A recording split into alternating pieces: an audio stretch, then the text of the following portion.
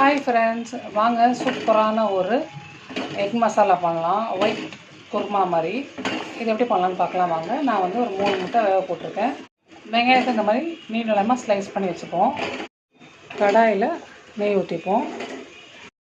Next நம்ம கடுகு போட்டுக்கலாம். கடுகு பொரியட்டும். ஒரு நெய்யில் வந்து ஒரு பிரிஞ்சி இலை,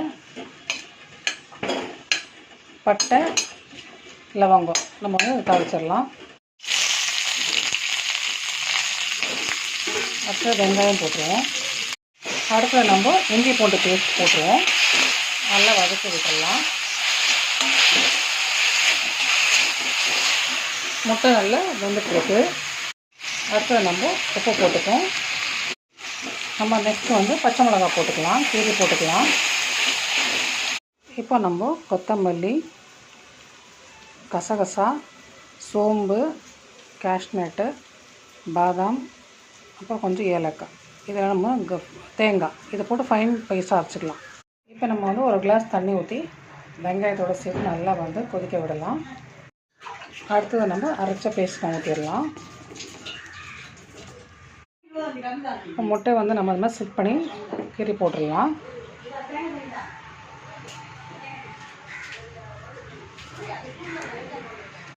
லாஸ்ட்டு நம்ம வந்து கசூரி மேத்தி நம்ம போட்டுக்கலாம்.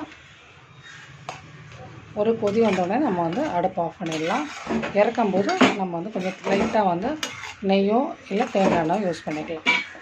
அருமையான ஒரு சூப்பரான ஒரு egg kurma ready. White kurma. சுட சுட சப்பாத்தி கூட சாப்பிட்றதுக்கான முட்டை குழம்பு ரெடி. சப்பாத்தி ரெடி. மத்தியானம் பண்ண நெத்திலி மீன் குழம்பு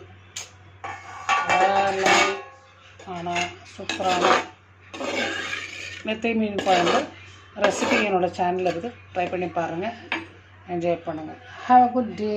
பாய்.